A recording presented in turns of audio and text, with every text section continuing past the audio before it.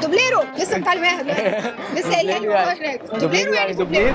شايفه فيلم الشاطر ازاي؟ امير كرارة كوميدي اكشن، فمتوقع شايفه ازاي؟ متحمسه لهم جدا وعارفه ان هم هيعملوا كابل خطير، وهنا بدمها الخفيف ولذاذتها وحلاوتها دي هتعمل شغل فظيع. قولي لنا 3 حاجات انت شاطره فيهم قوي.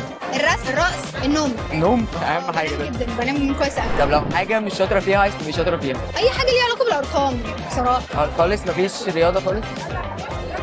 طب امير كرارة بيقول ان هو انا ضربت بوينت. ضربوا في فيلم ايه؟ حرب كرموز. برافو. طب هما كانوا في تركيا بيصوروا في فيلم، عارف تقول لنا 3 جمل بالتركي؟ دوبليرو لسه متعلماها دلوقتي. لسه قايله لي والله هناك دوبليرو يعني دوبلير. طب هنشوف ايه ليكي جديد الفتره الجايه؟ في مسلسل 5 حلقات ان شاء الله، حلو قوي قوي، اسمه فلاش باك. ان شاء الله يا رب يعجبكم، ان شاء الله هيبقى حلو.